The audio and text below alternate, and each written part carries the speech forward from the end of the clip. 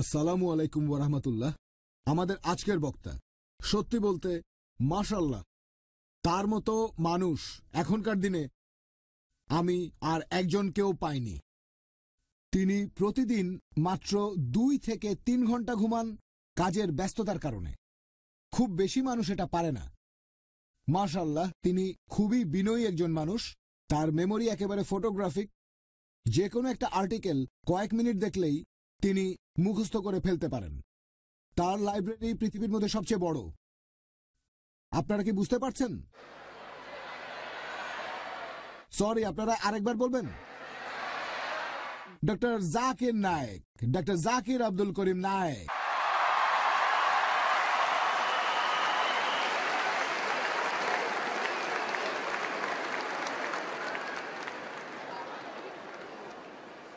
আলহামদুলিল্লাহ ওয়াসসালাতু ওয়াসসালাম আলা রাসূলিল্লাহ ওয়া আলা আলিহি ওয়া সাহবিহি আজমাইন, আম্মা বাদ। আউযু বিল্লাহি মিনাশ শাইতানির রাজীম, বিসমিল্লাহির রহমানির রহিম। ইয়া আইয়ুহান নাসু ইন্না খালাকনাকুম মিন যাকরিন ওয়া উনসা ওয়া জাআলনাকুম শুউবান ওয়া কাবাইলা লিতাআরাফু ইন্না আক্রামাকুম ইনদাল্লাহি আতকাকুম ইন্নাল্লাহা আলিমুন খাবীর। রব্বি ইশরাহ লি সাদরি ওয়া ইয়াসসির লি আমরি ওয়াহলুল উকদাতাম মিন লিসানি ইয়াফকাহু কাওলি।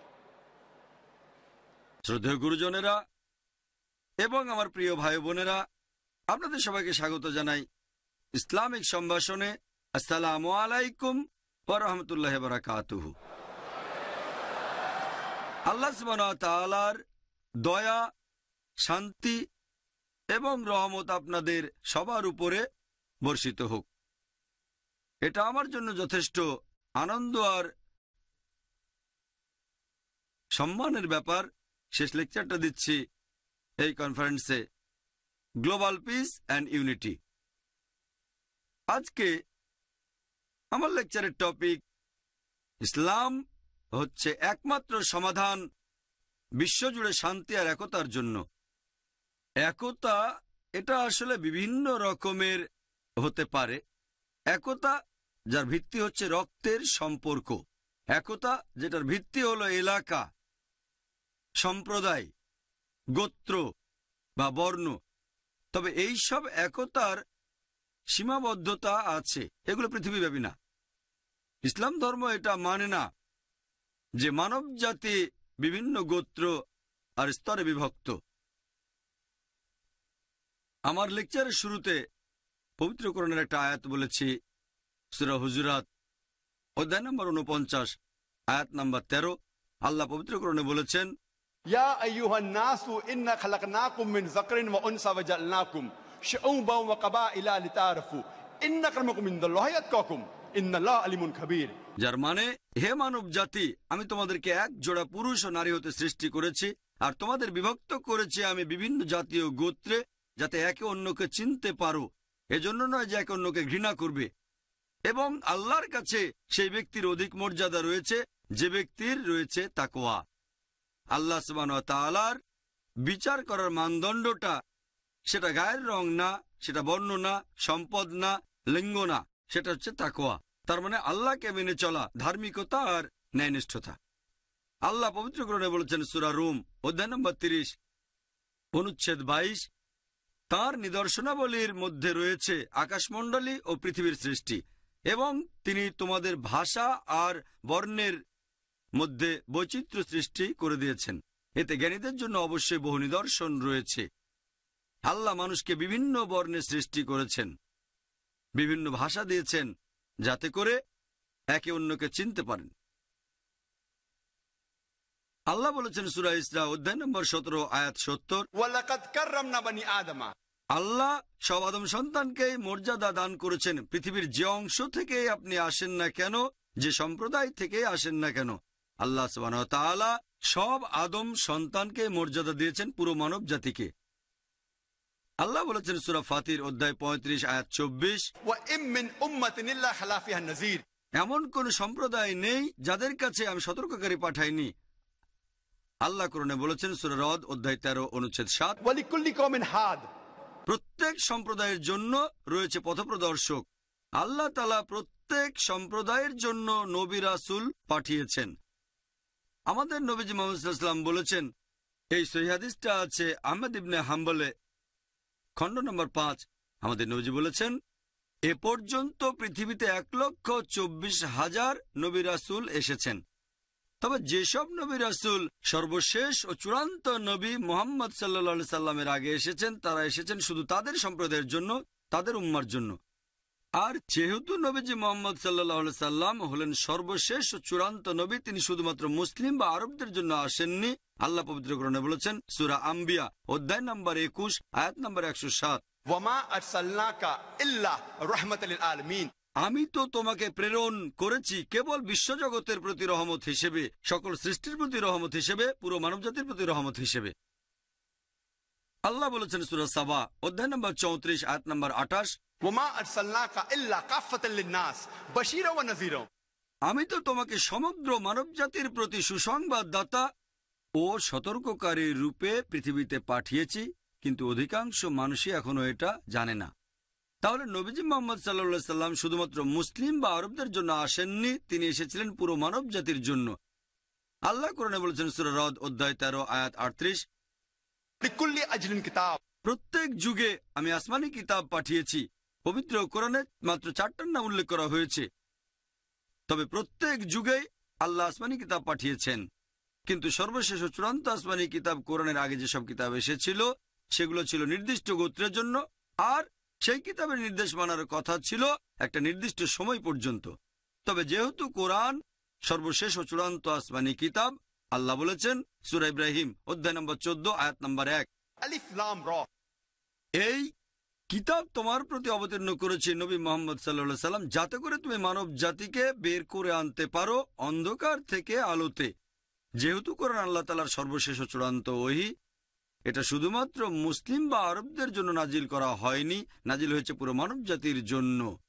এই কথাটা আবারও আছে সূরা ইব্রাহিম অধ্যায় 14 আয়াত 52, সূরা বাকারা অধ্যায় 2 আয়াত 185, এছাড়াও সূরা আল জুমার অধ্যায় 39 আয়াত 41, যে পবিত্র কোরআন নাজিল হয়েছে পুরো মানব জাতির জন্য। বাইবেলে যেমন ওল্ড টেস্টামেন্ট আছে আর নিউ টেস্টামেন্ট আছে, তাহলে এই কোরআন হচ্ছে মানব জাতির জন্য লাস্ট টেস্টামেন্ট।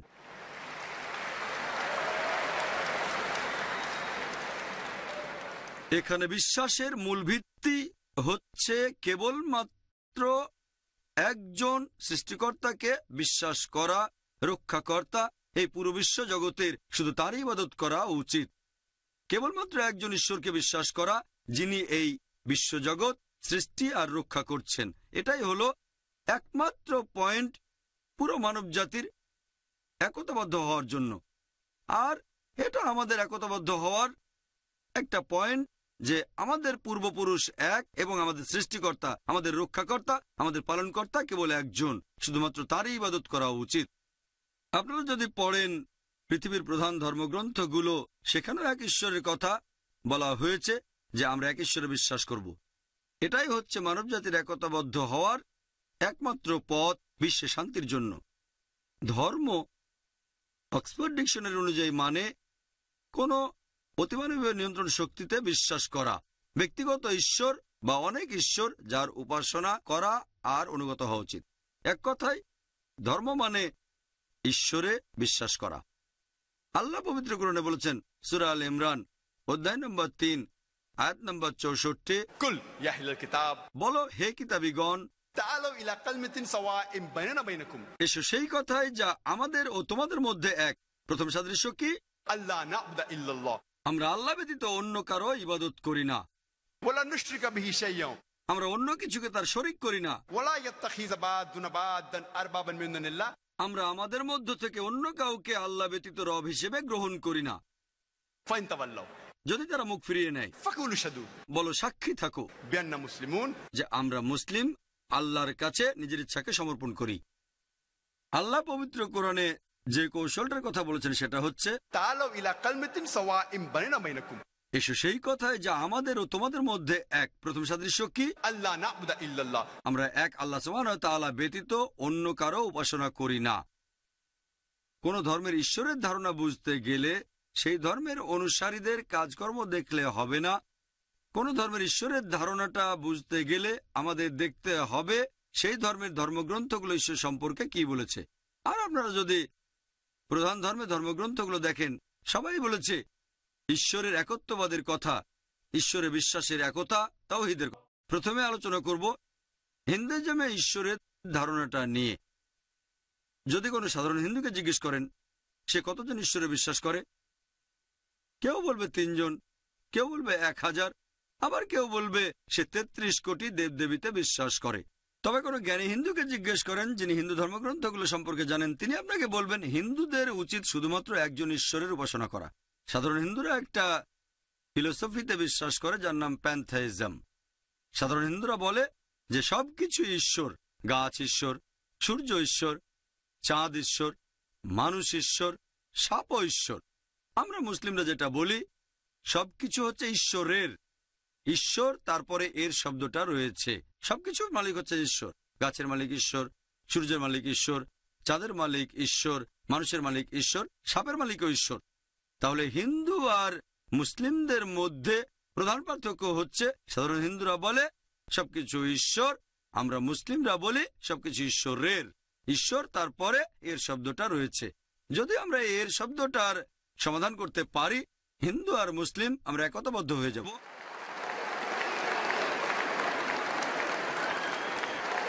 সেটা কিভাবে করব? আল্লাহ যেভাবে বলেছেন, এসো সেই কথাই যা আমাদের ও তোমাদের মধ্যে এক। প্রথম সাদৃশ্য কি? আমরা আল্লাহ ব্যতীত অন্য কারো ইবাদত করি না। আসলে এবারে দেখি হিন্দু ধর্মগ্রন্থগুলোতে সর্বশক্তিমান ঈশ্বর সম্পর্কে কি বলা হয়েছে। হিন্দুদের পবিত্র ধর্মগ্রন্থগুলোর মধ্যে রয়েছে ছান্দোগ্য উপনিষদ। এখানে বলা হয়েছে অধ্যায় নম্বর 6, অনুচ্ছেদ 2, পরিচ্ছেদ 1, এটা সংস্কৃত উদ্ধৃতি, যার মানে ঈশ্বর কেবলমাত্র একজন, দ্বিতীয় কেউ নেই। তারপরে বলা হয়েছে শ্বেতাক্ষেত্র উপনিষদে অধ্যায় নম্বর 6, অনুচ্ছেদ 9, এ কথাটার মানে হচ্ছে সর্বশক্তিমান ঈশ্বর, তার কোনো প্রভু নেই, তার কোনো বাবা মা নেই, তার মা নেই, তার কোনো বাবা মা নেই।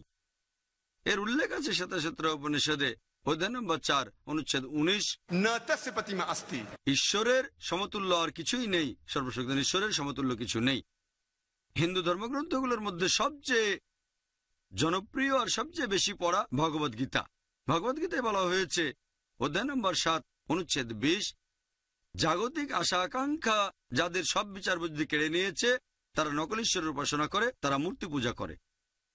ভগবদ্গীতায় উল্লেখ করা হয়েছে অধ্যায় নম্বর 10, অনুচ্ছেদ 3, তারা জানে যে আমি স্বয়ম্ভু, যে কখনো জন্মগ্রহণ করেনি, পুরো বিশ্বজগতের সর্বময় প্রভু। হিন্দু ধর্মগ্রন্থগুলোর মধ্যে সবচেয়ে পবিত্র হচ্ছে বেদ। যজুর্বেদে উল্লেখ আছে অধ্যায় নম্বর 32, অনুচ্ছেদ নম্বর 3, মহান ঈশ্বরের কোনো প্রতিমূর্তি নেই, সর্বশক্তিমান ঈশ্বরের কোনো প্রতিমা নেই। যজুর্বেদে উল্লেখ করা হয়েছে অধ্যায় নম্বর 40, অনুচ্ছেদ 9, তারা অন্ধকারে প্রবেশ করছে যারা আসাম্বতীর উপাসনা করে। বিভিন্ন প্রাকৃতিক জিনিস যেমন আগুন, পানি, বাতাস ইত্যাদি। অনুচ্ছেদটা তারপর বলছে তারা আরো বেশি অন্ধকারে প্রবেশ করছে যারা উপাসনা করে সাম্বতীর, মানে মানুষের বানানো জিনিস, যেমন টেবিল, চেয়ার, মূর্তি ইত্যাদি। এ কথা কে বলেছে? যজুর্বেদ অধ্যায় নম্বর 32, অনুচ্ছেদ 3। ঋগ্বেদে উল্লেখ করা হয়েছে গ্রন্থ নম্বর 1, অনুচ্ছেদ 164, পরিচ্ছেদ 46, ঈশ্বর একজন, সত্য একজন, জ্ঞানীরা তাকে বিভিন্ন নামে ডেকে থাকেন। আর শুধুমাত্র ঋগ্বেদের একটা অনুচ্ছেদে সর্বশক্তিমান ঈশ্বরের 33টা আলাদা বৈশিষ্ট্যের কথা বলা হয়েছে। ঋগ্বেদে গ্রন্থ নম্বর 2, অনুচ্ছেদ 1, ঋগ্বেদ আরো বলছে গ্রন্থ নম্বর 8, অনুচ্ছেদ 1, পরিচ্ছেদ 1, সকল প্রশংসা শুধু তারই প্রাপ্য, শুধু তারই উপাসনা করো।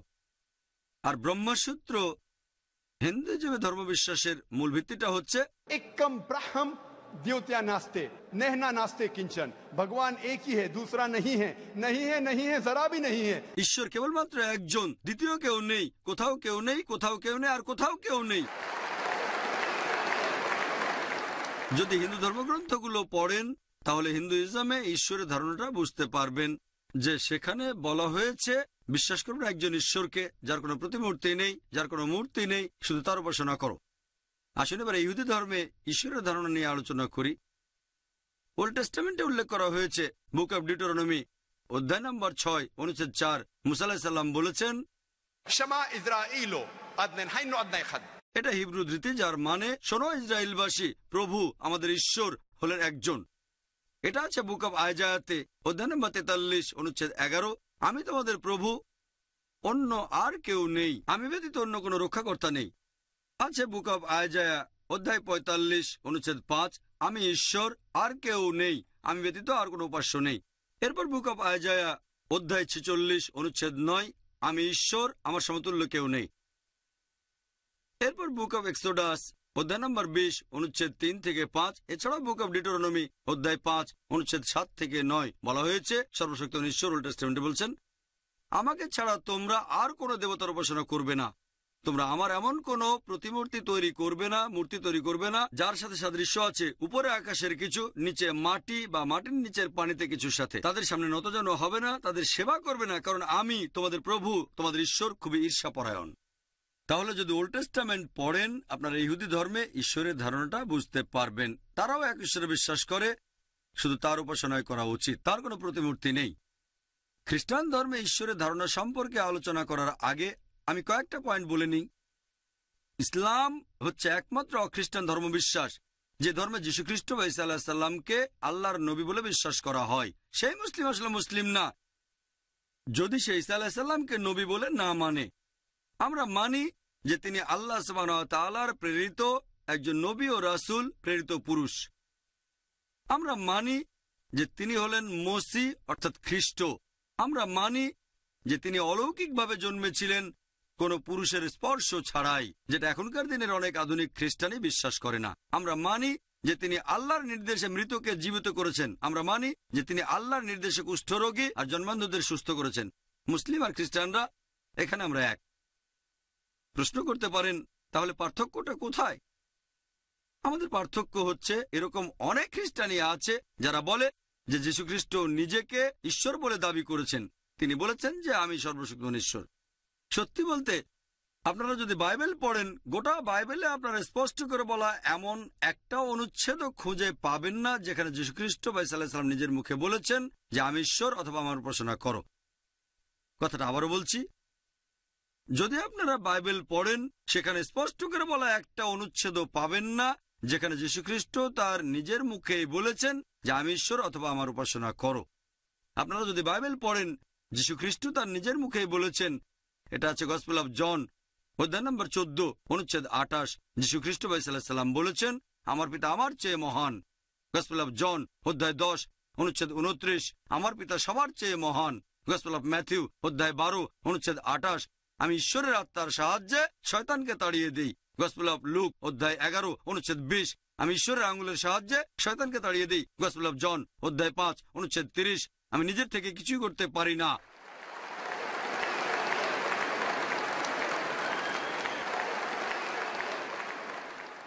আমি নিজের থেকে কিছু করতে পারি না, আমি যেমন শুনি তেমন বিচার করি এবং আমার বিচার ন্যায্য, কারণ আমি আমার ইচ্ছা পূরণ করি না, পিতার ইচ্ছা পূরণ করি। যদি কেউ বলে নিজের ইচ্ছা পূরণ করি না, আমার ঈশ্বরের ইচ্ছা পূরণ করি, সে একজন মুসলিম। যীশুখ্রিস্ট ছিলেন একজন মুসলিম। এটা আছে বুক অব অ্যাক্টসে অধ্যায় নম্বর 2 অনুচ্ছেদ নম্বর 22, হে ইসরায়েলবাসী, একথা শোনো, নাজারেত শহরের যিশু তোমাদের মধ্য থেকে ঈশ্বরের মনোনীত মানুষ, যাকে দিয়ে ঈশ্বর অলৌকিক কাজ করিয়েছেন আর তোমরা তার সাক্ষী। তোমাদের মধ্যে ঈশ্বর মনোনীত একজন মানুষ, যাকে দিয়ে ঈশ্বর অনেক অলৌকিক কাজ করিয়েছেন আর তোমরা তার সাক্ষী। যীশুখ্রিস্টকে যখন জিজ্ঞেস করা হলো ঈশ্বরের প্রথম আদেশটা কি, তিনি সেই কথাটাই বললেন যে কথাটা বলেছিলেন মুসা আলাইহিস সালাম। এটা হচ্ছে গসপেল অফ মার্কে অধ্যায় নম্বর 12 অনুচ্ছেদ 19, বলা হয়েছে, شما إسرائيل أدنى الحين وأدنى الخد হে ইসরায়েলবাসী শোনো, প্রভু আমাদের ঈশ্বর হলেন একমাত্র প্রভু।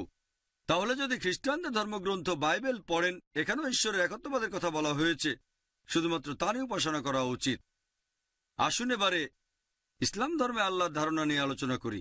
আল্লাহ সুবহানাহু ওয়া তাআলার ধারণা সম্পর্কে সবচেয়ে সেরা উত্তর যেটা হতে পারে সেটা হচ্ছে সূরা ইখলাস অধ্যায় নম্বর 112 অনুচ্ছেদ 1 থেকে 4, বলা হয়েছে, قل هو الله أحد বলো তিনি আল্লাহ এক, অদ্বিতীয়। الله الصمد আল্লাহ তিনি সার্বভৌম, চিরস্থায়ী। لم يلد ولم يولد তিনি জন্ম নেননি, কাউকে জন্ম দেননি, ولم يكن له كفوا أحد তার সমতুল্য কিছুই নেই। এই হলো 4 লাইনের সংজ্ঞা। যদি কোনো লোক বলে যে অমুক জিনিস বা অমুক লোক ঈশ্বর, যদি সেই জিনিস বা সেই লোক 4টা শর্ত পূরণ করতে পারে, আমরা মুসলিমরা কোনো আপত্তি ছাড়াই তাকে ঈশ্বর বলে মেনে নেব। প্রথমটা হচ্ছে কুল হুয়াল্লাহু আহাদ, দ্বিতীয়টা আল্লাহুস সামাদ, বলো তিনি আল্লাহ এক অদ্বিতীয়, তিনি সার্বভৌম চিরস্থায়ী, লাম ইয়ালিদ ওয়া লাম ইউলাদ, কখনো জন্ম নেননি, কাউকে জন্ম দেননি, ওয়া লাম ইয়াকুল লাহু কুফুয়ান আহাদ। তার সমতুল্য কিছুই নেই। এই সূরা ইখলাস হচ্ছে ঈশ্বর তত্ত্বের কোষ্ঠী পাথর। আপনি যে ঈশ্বরের উপাসনা করেন তাকে সূরা ইখলাস দিয়ে পরীক্ষা করেন। যদি সেই পরীক্ষায় পাশ করে, আমাদের তাকে সর্বশক্তিমান ঈশ্বর আল্লাহ সুবহানাহু ওয়া তাআলা বলে মেনে নিতে কোনো আপত্তি থাকবে না। আল্লাহ পবিত্র কোরআনে বলেছেন সূরা ইসরা অধ্যায় 17 আয়াত 110, কুলিদুল্লাহ আবিদুর রহমান আয়ামা তাদু ফালাউল আসমাউল হুসনা। তোমরা তাকে আল্লাহ নামে ডাকো অথবা রহমান, তোমরা তাকে যে নামেই ডাকো, সকল সুন্দর নামসমূহ তো তারই। এই একজন ঈশ্বরে বিশ্বাস, যিনি সৃষ্টি আর রক্ষা করছেন পুরো বিশ্বজগৎ, পুরো মানুষ জাতি, এটাই হতে পারে একমাত্র কারণ একতাবদ্ধ হওয়ার। বিশ্বজুড়ে একতার জন্য এটা একমাত্র সমাধান। ইসলাম শুধু মুখে একতার কথা বলছে না, তাদের হাতে কলমে দেখিয়েও দেয়।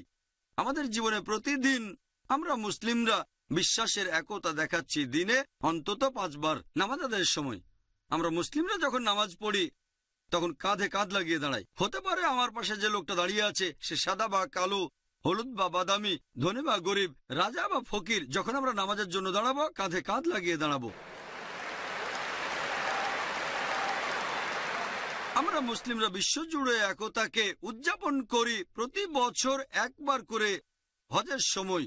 হজ করতে পৃথিবীর বিভিন্ন দেশ আর প্রান্ত থেকে লোকজন মক্কায় আসে। আমেরিকা থেকে, ইংল্যান্ড থেকে, কানাডা থেকে, সিঙ্গাপুর থেকে, মালয়েশিয়া থেকে, ইন্ডিয়া থেকে, পাকিস্তান থেকে, আরব দেশগুলো থেকে। আর পুরুষরা এ সময় 2 টুকরো সেলাই ছাড়া কাপড় পরে। আপনি দেখে বুঝতে পারবেন না যে আপনার পাশে যে লোকটা দাঁড়িয়ে আছে সে রাজা নাকি ফকির। এটা হচ্ছে বিশ্বজুড়ে একতার সবচেয়ে সেরা দৃষ্টান্ত। আমাদের নবী মুহাম্মদ সাল্লাল্লাহু আলাইহি ওয়াসাল্লাম বলেছেন, কোন আরব একজন অনারবের চেয়ে শ্রেষ্ঠ না, আবার কোন অনারব একজন আরবের চেয়ে শ্রেষ্ঠ না। কোন শ্বেতাঙ্গ একজন কৃষ্ণাঙ্গের চেয়ে শ্রেষ্ঠ না, আবার কোন কৃষ্ণাঙ্গ শ্বেতাঙ্গের চেয়ে শ্রেষ্ঠ না। শ্রেষ্ঠ হবে গুণ দিয়ে, শ্রেষ্ঠ হবে তাকওয়া দিয়ে। তার মানে আল্লাহকে মেনে চলা, ধার্মিকতা আর ন্যায়নিষ্ঠতা। তাহলে বিশ্বজুড়ে একতার একমাত্র সমাধান বিশ্বাস করা এবং উপাসনা করা মাত্র এক আল্লাহ, এক রক্ষাকর্তাকে। যদি আপনারা বাইবেল পড়েন, সেখানে স্পষ্ট করে বলা একটা অনুচ্ছেদও পাবেন না যেখানে যীশুখ্রিস্ট তার নিজের মুখেই বলেছেন যে আমি ঈশ্বর অথবা আমার উপাসনা করো। আপনারা যদি বাইবেল পড়েন, যীশুখ্রিস্ট তার নিজের মুখেই বলেছেন। এটা আছে গসপেল অফ জন অধ্যায় নম্বর 14 অনুচ্ছেদ 28। যীশুখ্রিস্ট ভাই সাল্লাল্লাহু আলাইহি সাল্লাম বলেছেন, আমার পিতা আমার চেয়ে মহান।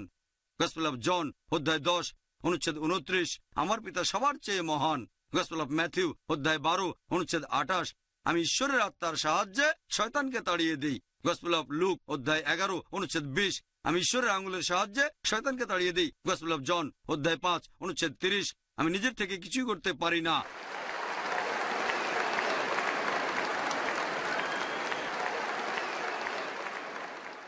আমি নিজের থেকে কিছু করতে পারি না। আমি যেমন শুনি তেমন বিচার করি এবং আমার বিচার ন্যায্য, কারণ আমি আমার ইচ্ছা পূরণ করি না, পিতার ইচ্ছা পূরণ করি। যদি কেউ বলে নিজের ইচ্ছা পূরণ করি না, আমার ঈশ্বরের ইচ্ছা পূরণ করি, সে একজন মুসলিম।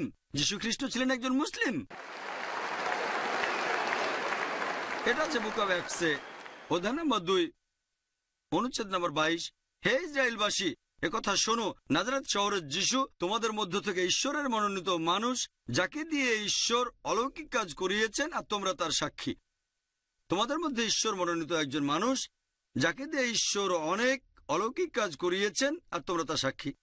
যীশুখ্রিস্টকে যখন জিজ্ঞেস করা হলো ঈশ্বরের প্রথম আদেশটা কি, তিনি সেই কথাটাই বললেন যে কথাটা বলেছিলেন মুসা আলাইহিস সালাম। এটা হচ্ছে গসপেল অফ মার্কে অধ্যায় নম্বর 12 অনুচ্ছেদ 19। বলা হয়েছে, শামা ইসরাঈল আদনাল হাইন আদনাই খাদ, হে ইসরায়েলবাসী শোনো, প্রভু আমাদের ঈশ্বর হলেন একমাত্র প্রভু। তাহলে যদি খ্রিস্টানদের ধর্মগ্রন্থ বাইবেল পড়েন, এখানেও ঈশ্বরের একত্ববাদের কথা বলা হয়েছে, শুধুমাত্র তারই উপাসনা করা উচিত। আসুন এবারে ইসলাম ধর্মে আল্লাহর ধারণা নিয়ে আলোচনা করি। আল্লাহ সুবহানাহু ওয়া তাআলার ধারণা সম্পর্কে সবচেয়ে সেরা উত্তর যেটা হতে পারে সেটা হচ্ছে সূরা ইখলাস অধ্যায় নম্বর 112 অনুচ্ছেদ 1 থেকে 4 বলা হয়েছে, कुल हुवल्लाहु अहद, বলো তিনি আল্লাহ এক অদ্বিতীয়। अल्लाहुस समद, আল্লাহ তিনি সার্বভৌম চিরস্থায়ী। लम यलिद वलम यूलद, তিনি জন্ম নেননি, কাউকে জন্ম দেননি, वलम यकुल लहु कुफुवन अहद। তার সমতুল্য কিছুই নেই। এই হলো 4 লাইনের সংজ্ঞা। যদি কোনো লোক বলে যে অমুক জিনিস বা অমুক লোক ঈশ্বর, যদি সেই জিনিস বা সেই লোক 4টা শর্ত পূরণ করতে পারে, আমরা মুসলিমরা কোনো আপত্তি ছাড়াই তাকে ঈশ্বর বলে মেনে নেব। প্রথমটা হচ্ছে कुल हुवल्लाहु अहद, দ্বিতীয়টা अल्लाहुस समद, বলো তিনি আল্লাহ এক অদ্বিতীয়, তিনি সার্বভৌম চিরস্থায়ী, लम यलिद वलम यूलद, কখনো জন্ম নেননি, কাউকে জন্ম দেননি, वलम यकुल लहु कुफुवन अहद। তার সমতুল্য কিছুই নেই। এই সূরা ইখলাস হচ্ছে ঈশ্বর তত্ত্বের কোষ্ঠী পাথর। আপনি যে ঈশ্বরের উপাসনা করেন তাকে সূরা ইখলাস দিয়ে পরীক্ষা করেন। যদি সেই পরীক্ষায় পাশ করে, আমাদের তাকে সর্বশক্তিমান ঈশ্বর আল্লাহ সুবহানাহু ওয়া তাআলা বলে মেনে নিতে কোনো আপত্তি থাকবে না। আল্লাহ পবিত্র কোরআনে বলেছেন সূরা ইসরা অধ্যায় 17 আয়াত 110, कुल इदुल्लाह अबिदुर रहमान अयमा तदु फलाल अस्माउल हुसना। তোমরা তাকে আল্লাহ নামে ডাকো অথবা রহমান, তোমরা তাকে যে নামেই ডাকো, সকল সুন্দর নামসমূহ তো তারই। এই একজন ঈশ্বরে বিশ্বাস, যিনি সৃষ্টি আর রক্ষা করছেন পুরো বিশ্বজগৎ, পুরো মানুষ জাতি, এটাই হতে পারে একমাত্র কারণ একতাবদ্ধ হওয়ার। বিশ্বজুড়ে একতার জন্য এটা একমাত্র সমাধান। ইসলাম শুধু মুখে একতার কথা বলছে না, তাদের হাতে কলমে দেখিয়েও দেয়। আমাদের জীবনে প্রতিদিন আমরা মুসলিমরা বিশ্বাসের একতা দেখাচ্ছি। দিনে অন্তত 5 বার নামাজ আদায়ের সময় আমরা মুসলিমরা যখন নামাজ পড়ি তখন কাঁধে কাঁধ লাগিয়ে দাঁড়াই। হতে পারে আমার পাশে যে লোকটা দাঁড়িয়ে আছে সে সাদা বা কালো, হলুদ বা বাদামি, ধনী বা গরিব, রাজা বা ফকির। যখন আমরা নামাজের জন্য দাঁড়াবো, কাঁধে কাঁধ লাগিয়ে দাঁড়াবো। আমরা মুসলিমরা বিশ্বজুড়ে একতাকে উদযাপন করি প্রতি বছর একবার করে হজের সময়। হজ করতে পৃথিবীর বিভিন্ন দেশ আর প্রান্ত থেকে লোকজন মক্কায় আসে। আমেরিকা থেকে, ইংল্যান্ড থেকে, কানাডা থেকে, সিঙ্গাপুর থেকে, মালয়েশিয়া থেকে, ইন্ডিয়া থেকে, পাকিস্তান থেকে, আরব দেশগুলো থেকে। আর পুরুষরা এ সময় 2 টুকরো সেলাই ছাড়া কাপড় পরে। আপনি দেখে বুঝতে পারবেন না যে আপনার পাশে যে লোকটা দাঁড়িয়ে আছে সে রাজা নাকি ফকির। এটা হচ্ছে বিশ্বজুড়ে একতার সবচেয়ে সেরা দৃষ্টান্ত। আমাদের নবীজি মুহাম্মদ সাল্লাল্লাহু আলাইহি ওয়াসাল্লাম বলেছেন, কোন আরব একজন অনারবের চেয়ে শ্রেষ্ঠ না, আবার কোন অনারব একজন আরবের চেয়ে শ্রেষ্ঠ না। কোন শ্বেতাঙ্গ একজন কৃষ্ণাঙ্গের চেয়ে শ্রেষ্ঠ না, আবার কোন কৃষ্ণাঙ্গ শ্বেতাঙ্গের চেয়ে শ্রেষ্ঠ না। শ্রেষ্ঠ হবে গুণ দিয়ে, শ্রেষ্ঠ হবে তাকওয়া দিয়ে। তার মানে আল্লাহকে মেনে চলা, ধার্মিকতা আর ন্যায়নিষ্ঠতা। তাহলে বিশ্বজুড়ে একতার একমাত্র সমাধান বিশ্বাস করা এবং উপাসনা করা মাত্র এক আল্লাহ, এক রক্ষাকর্তাকে। এবারে আমরা লেকচারের দ্বিতীয় অংশে আসি, তার মানে বিশ্ব শান্তি।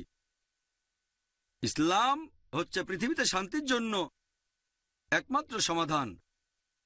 ইসলাম এসেছে আরবি শব্দ সালাম থেকে, যার অর্থ শান্তি। এর আরেকটা মূল আরবি শব্দ হচ্ছে সিলম, যার অর্থ আল্লাহর কাছে আত্মসমর্পণ করা। এক কথায় ইসলাম মানে আল্লাহ সুবহানাহু ওয়া তাআলার কাছে আত্মসমর্পণের মাধ্যমে শান্তি অর্জন করা। আর যে লোক আল্লাহ তাআলার কাছে আত্মসমর্পণ করে তাকে বলা হয় মুসলিম। তাহলে মুসলিম শব্দের অর্থ যে মানুষ আল্লাহ সুবহানাহু ওয়া তাআলার কাছে আত্মসমর্পণের মাধ্যমে শান্তি অর্জন করেছে। আর পবিত্র কোরআনে এই ইসলাম শব্দটা সব মিলিয়ে 80 বার বলা হয়েছে। আর সালাম অথবা মুসলিম শব্দটা পবিত্র কোরআনে বলা হয়েছে সব মিলিয়ে 45 বার। এই কারণেই মুসলিমরা অভিবাদন জানানোর সময় বলে আসসালামু আলাইকুম, আপনার উপর শান্তি বর্ষিত হোক। আর এইভাবে আল্লাহর সকল নবী রাসূল অভিবাদন জানিয়েছেন, যীশুখ্রিস্ট অভিবাদন জানিয়েছেন। যদি আপনারা বাইবেল পড়েন, যখন যীশুখ্রিস্ট শিষ্যদের কাছে উপরের ঘরে গেলেন, গসপেল অফ লুক অধ্যায় নম্বর 24 অনুচ্ছেদ 36, যীশু বলেছেন সালাম আলাইকুম হিব্রুতে, আরবিতে আসসালামু আলাইকুম, বাংলায় আপনার উপর শান্তি বর্ষিত হোক। এটাই হচ্ছে সবচেয়ে সেরা শান্তির অভিবাদন, আসসালামু আলাইকুম, আপনার উপর শান্তি বর্ষিত হোক।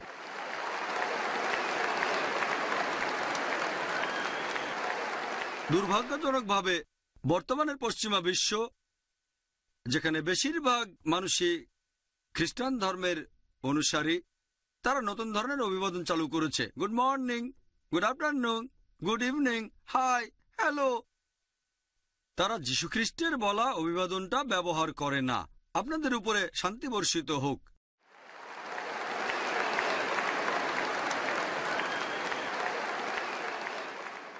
ইসলাম হচ্ছে শান্তির ধর্ম। তবে দুর্ভাগ্যজনকভাবে আন্তর্জাতিক মিডিয়ায় এখন দেখতে পাই ইসলাম ধর্ম সম্পর্কে মিথ্যা খবর আর কুৎসা প্রচার করে। আন্তর্জাতিক মিডিয়া ইসলাম সম্পর্কে বিভিন্ন ভুল তথ্য প্রচার করছে পৃথিবী জুড়ে। আর একটা আর্টিকেল অনুযায়ী ছাপা হয়েছিল টাইম ম্যাগাজিনে 1979 সালের 16 এপ্রিল, বলা হয়েছে যে এ পর্যন্ত 60,000-এর বেশি বই লেখা হয়েছে ইসলামের বিরুদ্ধে আর নবীজির বিরুদ্ধে। সময়কালটা 150 বছর, 1800 থেকে 1950 সাল পর্যন্ত। যদি হিসাব করেন তাহলে ইসলামের বিরুদ্ধে একটারও বেশি বই লেখা হয়েছে প্রতিদিন। তবে 9/11-এর পরে 2001 সালের 11 সেপ্টেম্বরের পরে এই প্রবণতাটা অনেক গুণ বেড়ে গেছে। এখন এই পার্সেন্টেজ, এই সংখ্যাটা অনেক গুণ বেড়ে গেছে। এটা প্রত্যেক মুসলিমের দায়িত্ব আমরা এই ভুল ধারণাগুলো শুধরে দেওয়ার চেষ্টা করব, যেটা প্রচার করছে আন্তর্জাতিক মিডিয়া। মিডিয়া এ ব্যাপারে কিছু কৌশল অবলম্বন করে। তারা এমনভাবে দেখায় যেন ইসলাম এমন একটা ধর্ম যেটা উত্তেজনা সৃষ্টি করে, যেন ইসলামের কারণে পুরো পৃথিবীতে শান্তির ব্যাঘাত ঘটছে। তারা যে কৌশল ব্যবহার করে সেগুলোর একটা যে তারা এভাবে বলে এই জিনিসটা আছে ইসলামে যেটা আসলে ইসলামে নেই, যেটার কথা ইসলামে কখনো শোনায়নি। যেমন ধরেন, তারা বলে যে ইসলাম হলো একটা সেকেলে ধর্ম। ইসলাম এমন একটা ধর্ম যেটা যুক্তি আর বিজ্ঞান মানে না। সত্যি বলতে ইসলাম হচ্ছে সবচেয়ে আধুনিক ধর্ম। ইসলাম যুক্তি এবং বিজ্ঞানে বিশ্বাস করে। এজন্য আমার লেকচার দেখবেন কোরআন ও আধুনিক বিজ্ঞান পরস্পর বিরোধী নাকি সঙ্গতিপূর্ণ। মিডিয়া অন্য আরেকটা কৌশল অবলম্বন করে। তারা কোরআন এবং হাদিস থেকে উদ্ধৃতি দেয়, তবে সেগুলো প্রসঙ্গ ছাড়া। আমি একটা উদাহরণ দিচ্ছি। মিডিয়া বলে পবিত্র কোরআন বলছে সূরা তাওবা অধ্যায় নম্বর 9 অনুচ্ছেদ 5, যখনই তুমি কাফিরকে দেখবে ব্র্যাকেটের মধ্যে অমুসলিম, তাকে মেরে ফেলো। যদি কোরআন খুলে দেখেন এ আয়াতটা পাবেন কোরআন বলছে যখনই কোনো কাফিরকে দেখবে মেরে ফেলো। তবে তারা উদ্ধৃতি দেয় প্রসঙ্গ ছাড়া। প্রসঙ্গটা হচ্ছে এ আয়াতটা নাজিল হয়েছিল যুদ্ধের ময়দান প্রসঙ্গে। আল্লাহ বলেছেন, শত্রুরা তোমাদের সঙ্গে লড়াই করতে এলে তোমরা ভয় পেও না, সাহসী হও আর তাদের মেরে ফেলো। এটা যুদ্ধের ময়দানে, তারা প্রসঙ্গ ছাড়া উদ্ধৃতি দেয়।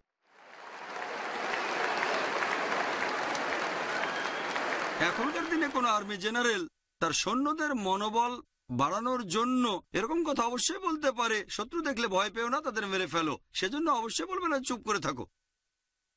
আর অনেক সময় সূরা তাওবার 5 নম্বর আয়াতের উদ্ধৃতি দেওয়ার পরে তারা সরাসরি 7 নম্বরে চলে যায়। কেন? কারণ 6 নম্বরে এটার উত্তর আছে। 6 নম্বর আয়াত বলছে, যদি তোমার শত্রু শান্তি চায়, যদি শান্তি চায় তাহলে শুধু ছেড়েই দিও না, তাকে নিরাপদ কোনো স্থানে পৌঁছে দাও। চিন্তা করেন, এখনকার দিনের সবচেয়ে দয়ালু আর্মি জেনারেল খুব বেশি হলে বলতে পারে ঠিক আছে শত্রুকে ছেড়ে দাও, তবে কোরআন বলছে শুধু তাদের ছেড়েই দিও না, নিরাপদ কোনো স্থানে তাদের পৌঁছে দাও, যাতে তারা আল্লাহর বাণী শুনতে পারে। এরকম আরো উদাহরণ আছে। সূরা আনফাল অধ্যায় 8 আয়াত 60, এখানেও শত্রুদের মারার কথা বলা হয়েছে, কিন্তু তারপরে আয়াতটাই পবিত্র কোরআনের বেশিরভাগ সময়ে যেখানে শত্রুকে মেরে ফেলার কথা বলা হয়েছে, ঠিক তার পরের আয়াতটাই শান্তির কথা বলা হয়েছে। যেমন এখানে সূরা আনফাল অধ্যায় 8 আয়াত 61, শান্তি আরো ভালো, যদি শত্রু শান্তি চায় তাহলে সেটাই করো। পবিত্র কোরআন এই কথাই বলছে। তাহলে কোরআন আর ইসলাম হচ্ছে শান্তির জন্য, তারা প্রসঙ্গ ছাড়া উদ্ধৃতি দেয়। মিডিয়ার তৃতীয় কৌশল হচ্ছে যে তারা কুলাঙ্গার কিছু মানুষকে এমনভাবে দেখায় যেন তারাই মুসলিমদের দৃষ্টান্ত। আপনাদের একটা প্রশ্ন করি, ধরেন একটা নতুন মার্সিডিজ গাড়ি দেখেছেন 500 SCL, আর যে লোক গাড়ি চালাতে জানে না সেরকম লোককে স্টিয়ারিং ধরে বসালেন, গাড়িটা অ্যাক্সিডেন্ট করলো। আপনি কাকে দোষ দেবেন? গাড়িকে দোষ দেবেন নাকি ড্রাইভারকে দোষ দেবেন? কাকে দোষ দেবেন, গাড়িকে না ড্রাইভারকে? দোষ দেবেন ড্রাইভারকে। যদি জানতে চান গাড়িটা কত ভালো, তাহলে গাড়ির খুঁটিনাটি দেখেন। গাড়িটার স্পিড কত, নিরাপত্তার ব্যবস্থা কি, পিক আপ কেমন, গাড়িতে কতগুলো গিয়ার আছে ইত্যাদি। আর যদি গাড়িটা চালিয়ে পরীক্ষা করতে চান তাহলে স্টিয়ারিং হুইলে এক্সপার্ট ড্রাইভারকে বসান। যদি ইসলাম ধর্মকে বিচার করতে চান তাহলে মুসলিমদের দৃষ্টান্ত দেখেন সর্বশেষ ও চূড়ান্ত নবী মুহাম্মদ সাল্লাল্লাহু আলাইহি সাল্লামকে।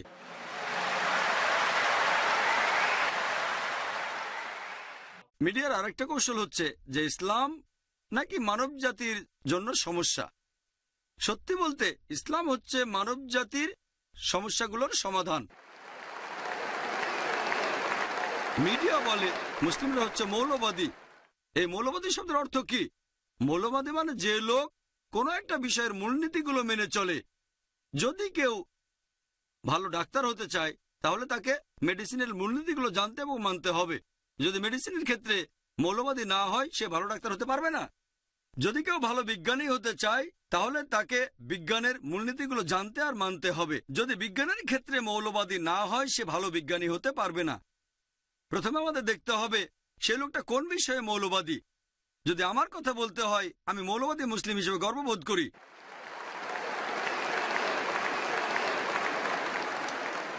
কারণ আমি ইসলামের মূল নীতিগুলো জানি আর মেনে চলার চেষ্টা করি। আমি জানি ইসলাম ধর্মে এমন একটা মূল নীতিও নেই যেটা সামগ্রিকভাবে মানবতার বিরুদ্ধে যায়।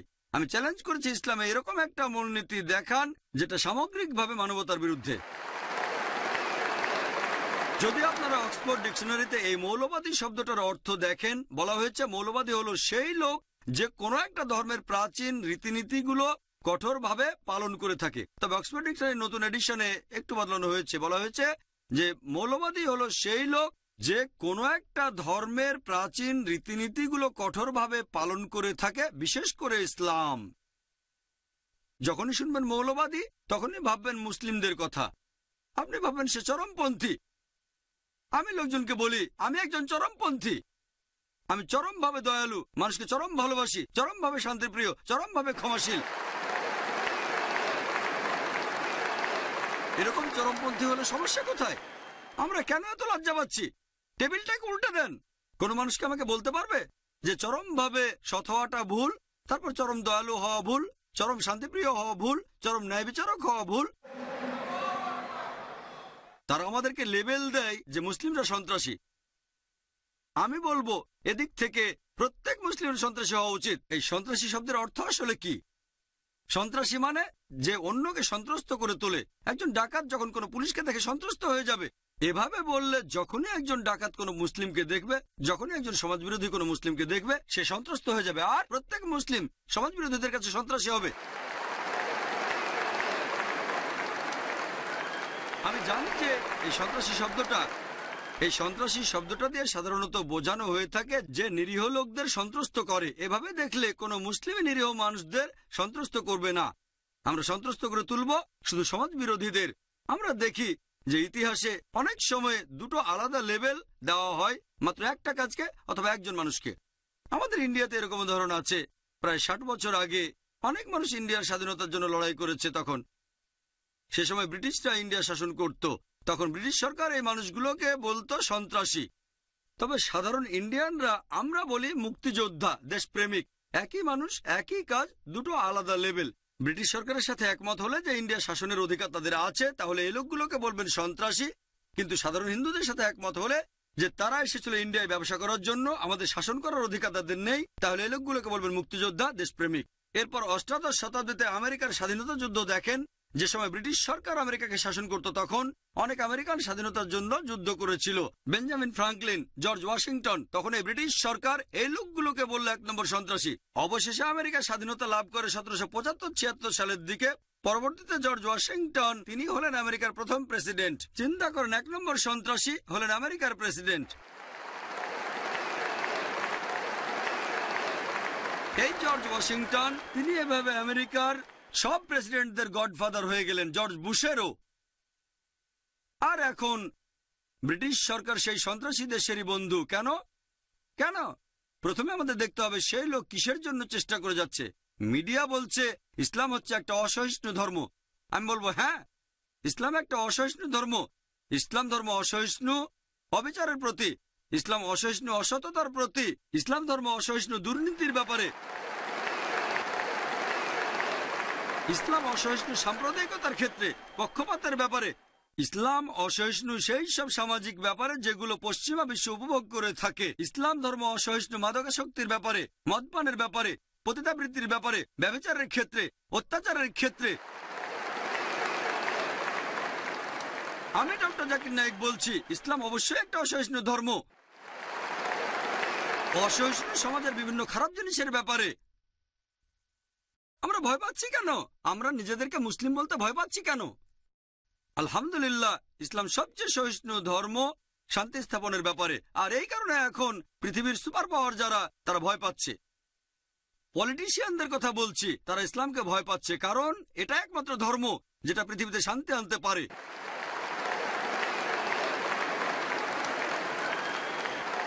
এই সুপার পাওয়াররা, এই পলিটিশিয়ানরা, তারা ভয় পায় যদি ইসলাম প্রসারিত হয় তারা ভোট হারাবে, তাদের চেয়ারটাও তারা হারাবে। তারা ইসলামকে ভয় পায়।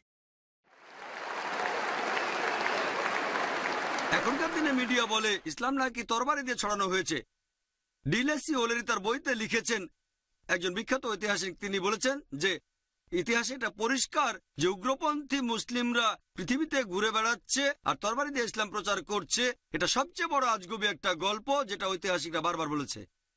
প্লেন ট্রুথ ম্যাগাজিনে একটা জরিপ করা হয়েছিল 1986 সালে। 50 বছরে বিভিন্ন ধর্মের অনুসারী কি পরিমাণ বেড়েছে 1934 সাল থেকে 84 সাল পর্যন্ত। সেখানে যেটা 1 নম্বর ধর্ম সেটা ইসলাম, 235%।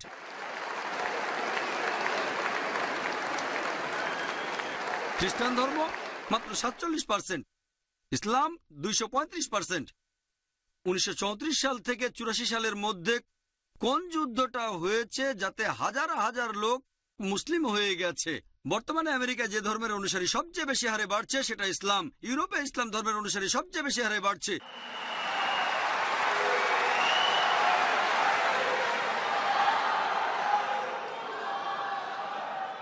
মিডিয়া বলছে ইসলাম মেয়েদের ছোট করে রেখেছে। যদি ইসলাম মেয়েদের ছোট করে, এখন যেসব অমুসলিম ইসলাম ধর্ম গ্রহণ করছে, আমেরিকান আর ইউরোপিয়ানরা, তাদের 2/3 হচ্ছে মহিলা। এইসব আমেরিকান মহিলা, এইসব ইউরোপিয়ান মহিলা কেন ইসলাম ধর্ম গ্রহণ করছে যদি ইসলাম নারীদের ছোট করে? এর কারণটা হলো যে এই আমেরিকান মহিলারা, ইউরোপিয়ান মহিলারা তাদের জীবনের বিভিন্ন সমস্যার সমাধান পেয়ে গেছে এই ইসলাম ধর্মে। 11 সেপ্টেম্বরের পর মাত্র 10 মাস সময়ের মধ্যে আমেরিকায় 34,000 আমেরিকান ইসলাম গ্রহণ করেছে। মাত্র 9 মাসের মধ্যে ইউরোপে 22,000 ইউরোপিয়ান ইসলাম গ্রহণ করেছে। আল্লাহ বলেছেন সূরা আল ইমরান অধ্যায় 3 আয়াত 54, তারা চক্রান্ত করেছিল, আল্লাহ কৌশল করেছিলেন, নিশ্চয়ই আল্লাহ কৌশলীদের শ্রেষ্ঠ।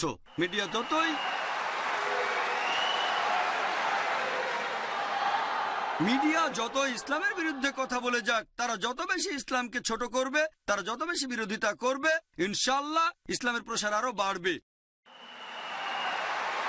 আল্লাহ পবিত্র কোরআনে প্রতিশ্রুতি দিয়েছেন আমাদের সব মিলিয়ে 3 জায়গায়। সূরা তাওবা অধ্যায় 9 আয়াত 33, সূরা ফাতা অধ্যায় 48 আয়াত 28 এবং সূরা সাফ অধ্যায় 61 আয়াত 9। হুয়াল্লাযী আরসালা রাসূলাহু বিল-হুদা ওয়াদ-দীনিল হক লিইয়ুযহিরাহু আলাদ দীনি কুল্লিহি ওয়ালাউ কারিহাল মুশরিকুন।